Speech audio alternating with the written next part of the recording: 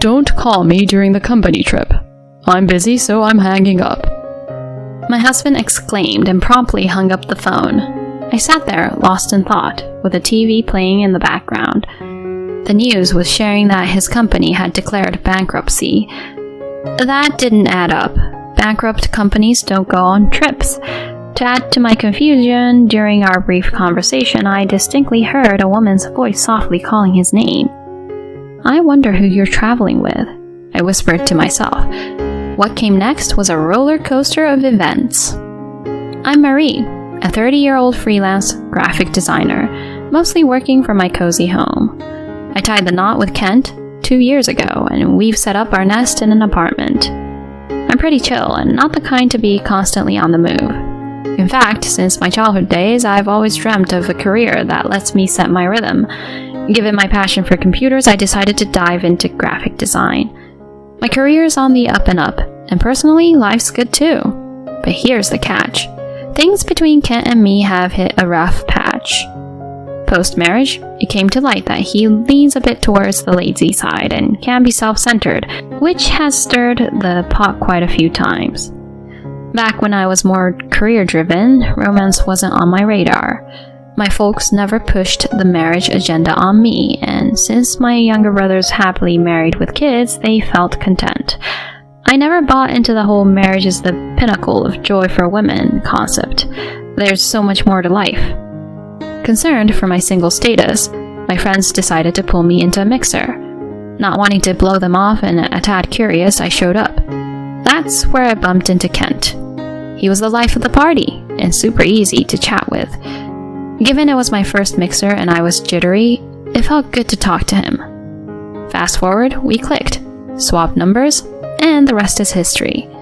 My friends thought I hit the jackpot because he was with a big shot company, raking in the big bucks.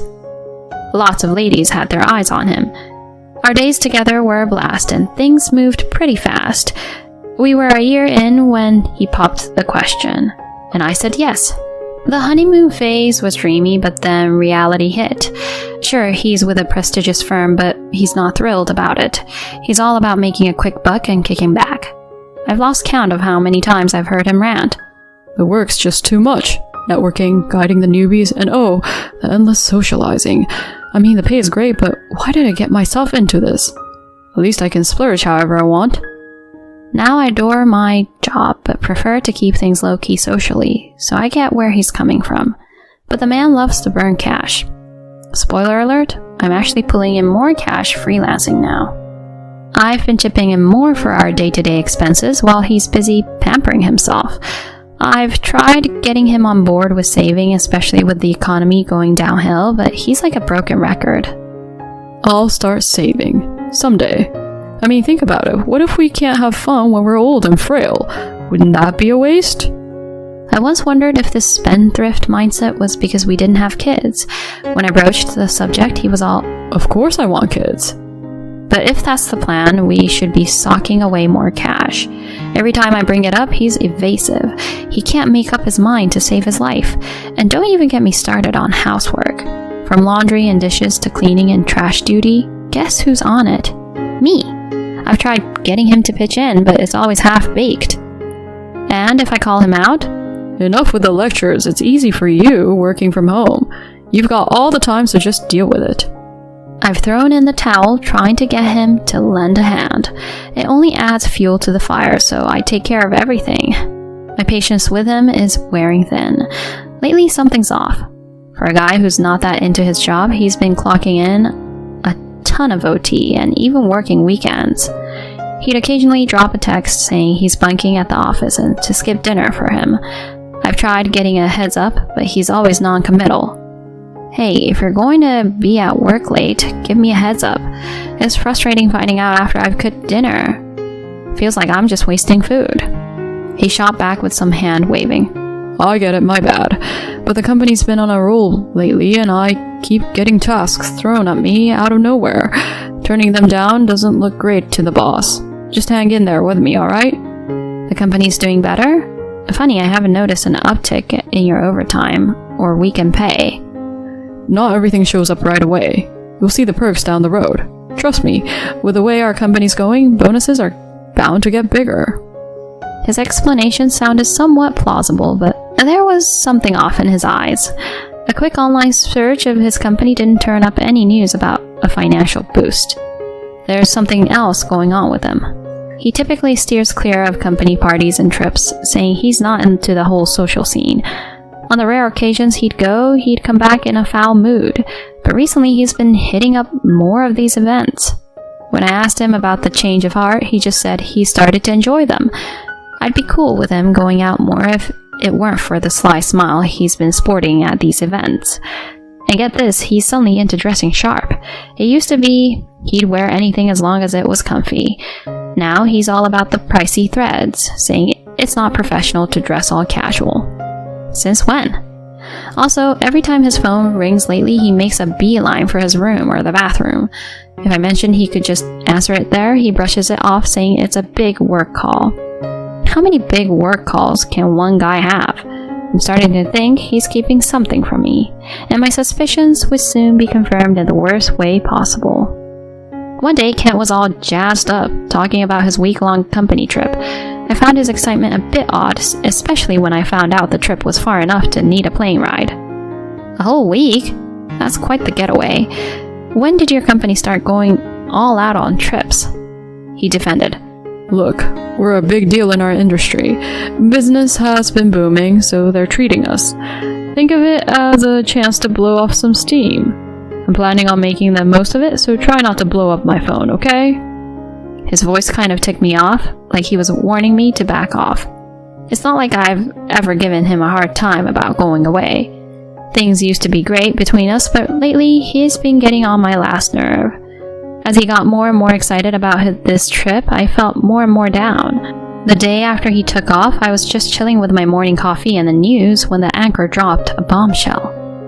Up next, major company XX just filed for bankruptcy. No way. This can't be happening. I had good reason to freak. The company going under was where Kent worked. The report went on about how they'd been in hot water financially for a bit, and one bad project sent them over the edge. I was floored.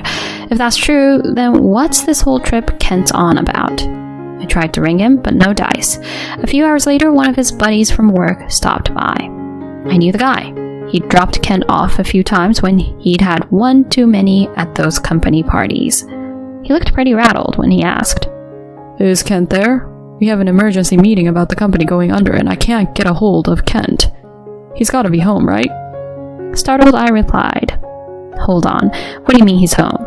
He told me he's on a company trip. Company trip? There's no way we're affording that right now. Kent said he was taking time off because you weren't feeling well. It hit me that something was up, so I quickly turned on my phone's speaker and hit record. After a bunch of tries, I finally got my husband on the line. He snapped. Why are you blowing up my phone? Can't you take a hint after one missed call? Just listen, we need to talk. Seriously, where are you? What? I told you I'm on the company trip. I'm having a blast, so don't kill my vibe. Hold on, I'm busy, so I gotta go. We'll chat when I'm back. Before he hung up, though, I heard a woman's voice in the background calling his name. Not exactly the sound of a company trip. His buddy next to me looked as shell-shocked as I felt. He told me the only folks they couldn't get in touch with were Kent and one of the office admins. Turns out she took time off the same days as Kent, saying it was for personal stuff. Everything clicked. Holding my phone so tight, I thought it might crack. I couldn't even muster a reply to his concerned, You good? All I was thinking was how I'd make him regret this. A few days later, Kent rang me up, sounding pretty freaked out. Why is the place empty? Like, where's the fridge, the furniture, even the microwave? Where the heck are you? That's all my stuff. Most of the stuff in our place was stuff I bought. He had some stuff from back in his bachelor days, but it was old and always breaking down. Every time I said we should get new stuff, he'd be all, It still works, no need to spend more. Eventually, I got tired of the junk and just bought new stuff myself. To his freak out, I shot back. Took you long enough to notice. Whatever I do with my stuff is up to me. By the way, hope you had a fun trip. Don't sweat getting me anything. Forget the trip. And it's not just your stuff. What's with the divorce papers on the table? What's going on? Isn't it obvious? Or are you that dense? I mean, you've always kind of been. Lying about a company trip to cheat? Really? He was caught off guard, then stammered out. What? How? I filled him in the whole company going broke and what his coworker told me. I also let him know his coworker heard our conversation on speaker. He still tried to dodge the affair, saying there was no proof. I couldn't believe he was still trying to play dumb. I set him straight. Rita, is that the woman you cheated with? She's someone 4 years younger? And she works at your office, right? Whoa, hold up. How do you know about Rita? One of our coworkers spilled the beans. Plus, you guys aren't exactly low-key on social media. Luckily, finding proof of the affair was a breeze. I knew about his online profiles, but kept my distance out of respect. But this? Game changer. I didn't owe him any courtesies anymore. Sure enough, scrolling through his posts, there were a bunch of cozy pics with a woman. He called her his wife in the captions, but that definitely wasn't me. Digging a bit, I found what seemed to be Rita's profile. Yep, there he was in her posts too. It wasn't hard to spot him, thanks to a distinct mole and that custom watch he always wears. Funny enough, while he was playing house with her online, she labeled him as just another fling.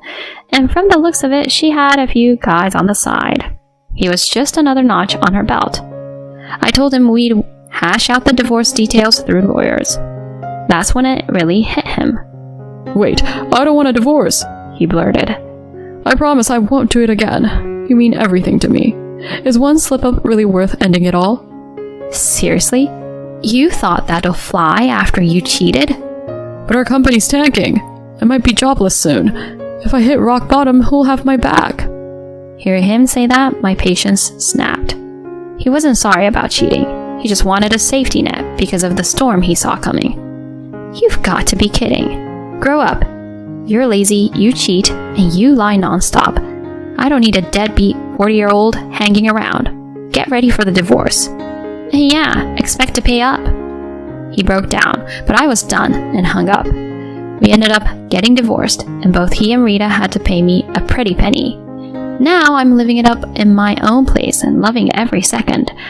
A couple of weeks after the dust settled, I bumped into one of Kent's old work buddies. Got a little update on the gossip train. Turns out the company, after some major changes, is still around but under a new name. But Kent and Rita, with their little secret out in the open, were among the first to get the boot. He's been hitting the job market hard, but it's tough out there and he's striking out left and right. Plus, with his family cutting ties, he's out in the cold. Someone said they saw him cleaning bathrooms at a train station. As for Rita, her little black book of flings, including some other married dudes, seems to have blown up in her face. But hey, not my circus, not my monkeys. I'm soaking up the single life and thinking I'll sit out the marriage game for a bit.